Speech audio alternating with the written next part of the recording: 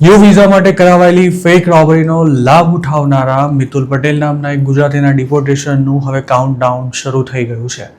મિતુલે પોતાના પર લગાવાયેલા આરોપનો જૂન 24ના રોજ સ્વીકાર કરી લેતા તેને સજા ભોગવવાની સાથે ડિપોર્ટેશન માટે પણ તૈયાર રહેવું પડશે.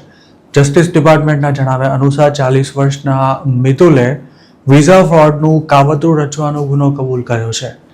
તે પોતે હાલ કોઈ સ્ટેટસ વિના અમેરિકામાં રહે છે અને મેસેચ્યુસેટ્સના વોલકેસ્ટનો રહેવાસી છે અને તેની સામે બોસ્ટનમાં આવેલી ફેડરલ કોર્ટમાં કેસ ચાલી રહ્યો છે. ગુનાની કબૂલાત કરી લેનારા આ ગુજરાતીને જુલાઈ 29, 2026 એટલે કે આવતા મહિને સજાનું એલાન કરવામાં આવશે. ફેડરલ લો અનુસાર વિઝા ફ્રોડનું કાવતરું રચવાના ગુનામાં વધુમાં વધુ 5 વર્ષ સુધીની જેલની સજા અને $2.5 લાખ જેટલો દંડ થઈ શકે છે. મિતુલે ગુનો કબૂલ કર્યો હોવાથી તેને સજામાં થોડી રાહત મળવાની પણ શક્યતા છે, પણ જેલમાંથી બહાર આવતા જ તેને ડિપોર્ટ કરવામાં આવી શકે છે. મિતુલની સાથે બીજા 10 ગુજરાતીઓને પણ આ કેસમાં આરોપી બનાવવામાં આવ્યા હતા, જેમાં જીતેન્દ્ર પટેલ, મહેશ પટેલ, સંજય પટેલ, દીપિકા પટેલ, રમેશ પટેલ, અમિતા પટેલ, રોનક પટેલ, સંગીતા પટેલ અને સોનલ પટેલનો સમાવેશ થાય છે. કોર્ટ રેકોર્ડ્સ અનુસાર આરોપીઓમાંની એક દીપિકા પટેલનું ડિપોર્ટેશન થઈ ચૂક્યું છે, જ્યારે બાકીના આરોપીઓ હાલ યુએસમાં જ છે. જોકે આ 10 આરોપીઓમાં ગુનો કબૂલ કરનારો મિતુલ પટેલ પહેલો શખ્સ છે. માર્ચ 2026માં તેને મેસેચ્યુસેટ્સથી અરેસ્ટ કર્યા બાદ કોર્ટમાં હાજર કરવામાં આવ્યો હતો અને જજે તેને તપાસમાં સહકાર આપવાની સાથે દરેક મુદતમાં હાજર રહેવાની શરતે રિલીઝ કરી દીધો હતો. આ કેસના કેટલાક આરોપીઓને જીપીએસ ટ્રેકર પર પહેરાવાયા હોવાનું જાણવા મળ્યું છે. અમેરિકામાં લીગલ થવાની ગણતરી સાથે ફેક રોબરી માટે હજારો ડોલર્સનો ખર્ચો કરનારા આ તમામ ગુજરાતીઓ હાલ કોર્ટના ધક્કા ખાતા થઈ ગયા છે. તેમની સામેના પુરાવા પણ ઘણા મજબૂત હોવાથી આરોપીઓને પોતાનો ગુનો કબૂલ કર્યા સિવાય છૂટકો નથી, કારણ કે જો તેઓ ટ્રાયલમાં જશે તો તેમને વકીલ રોકવા, જંગી ખર્ચો કરવાની સાથે સાથે વધારે સજા ભોગવવાની પણ તૈયારી રાખવી પડશે.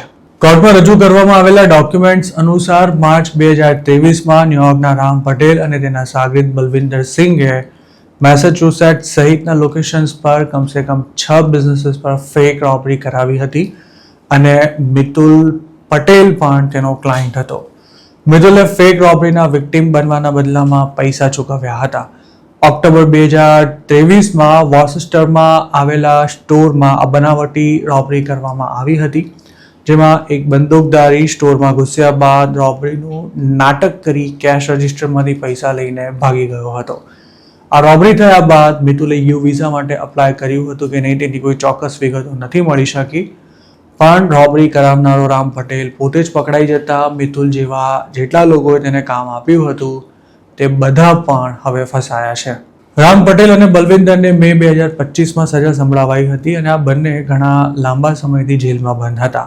રામ પટેલના જેલમાંથી બહાર આવ્યા બાદ તેને રોબરીનું કામ આપનારા લોકો સામે તપાસ શરૂ થઈ હતી, જેમાં મિતુલ સહિતના લોકોનો નંબર આવી ગયો હતો. આ તમામ લોકો રોબરી થાય તેની થોડી મિનિટો બાદ પોલીસને ફોન કરતા હતા અને તપાસમાં આ જ બાબત સામે આવતા બોસ્ટનની આસપાસ થયેલી અમુક રોબરીઝ ફેક હોવાની શંકા ગઈ હતી. આ પ્રકરણની તપાસ એફબીઆઈએ પોતાના હાથમાં લીધી ત્યારે તેના એક પછી એક સસ્પેન્સ ખુલતા ગયા હતા અને આખરે રામ પટેલ સહિતના લોકો સામે કાર્યવાહી કરવામાં આવી હતી. ન્યુયોર્કનો રામ પટેલ પોતે પણ કોઈ સ્ટેટસ નથી ધરાવતો, પણ સજા પૂરી થયા બાદ જેલમાંથી છૂટી ગયેલા ગુજરાતીને ડિપોર્ટ નથી કરાયો. તેને 20 મહિના અને 8 દિવસની જેલની સજાનું એલાન થયું ત્યારે અમેરિકાના જસ્ટિસ ડિપાર્ટમેન્ટે ખુદ જણાવ્યું હતું કે રામ પટેલને ડિપોર્ટ કરવામાં આવી શકે છે. જેલની સજાની સાથે તેને $8.5 લાખ દંડ પણ ફટકારવામાં આવ્યો હતો. રામ પટેલ ભલે ડિપોર્ટેશનથી બચી ગયો હોય, પણ જે લોકોએ તેને પૈસા આપીને ફેક રોબરીઝ કરાવી હતી તે બધાએ હવે સલવાયા છે. ખુદ રામ પટેલ અને બલવિંદર સિંઘે જ પોતાનો ગુનો કબૂલ કર્યો હતો, તેવામાં તેમની સર્વિસનો લાભ લેનારા લોકો પાસે પણ કોઈ બીજો વિકલ્પ નથી બચ્યો.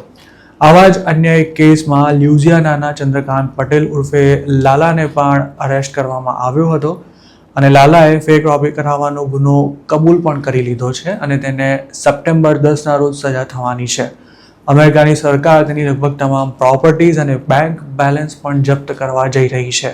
અમેરિકામાં ફેક રોબરીનું કામ કરતા એજન્ટો પોતાને સમાજ સેવક ગણાવતા હોય છે, પણ સેવાના ધંધામાં અસલ મેવો એજન્ટોને જ મળતો હોય છે.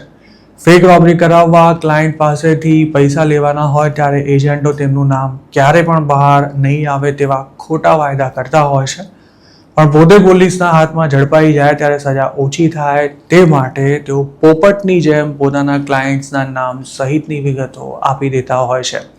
સૂત્રોનું માનીએ તો આ 2 નંબરી ધંધામાં લાખો ડોલર કમાનારા એજન્ટો પોતાની 7 પેઢી આરામથી જીવી શકે તેટલો માલ ભેગો કરવાની સાથે અલગ અલગ બિઝનેસીસમાં ઇન્વેસ્ટમેન્ટ કરીને બેઠા છે. આ ઉપરાંત તેમની પાસે અમેરિકામાં ઘણી પ્રોપર્ટીઝ પણ છે. આવા ઘણા એજન્ટો પોતે ભલે અમેરિકામાં કોઈ સ્ટેટસ વિના રહેતા હોય, પણ તેમના ફેમિલી મેમ્બર્સ પાસે ગ્રીન કાર્ડ કે પછી સિટીઝનશીપ હોવાથી તેમને પોતાના ધંધા અને પૈસા મેનેજ કરવામાં વાંધો નથી આવતો હોતો. જોકે તેમને કામ આપનારાને યુએસમાં આગળ પાછળ કોઈ ન હોવાથી જો આવા કોઈ કૌભાંડમાં પકડાઈ જવાય તો આ સુવિધાનો લાભ લેનારા માટે ડિપોર્ટેશનથી બચવું મુશ્કેલ થઈ જાય છે.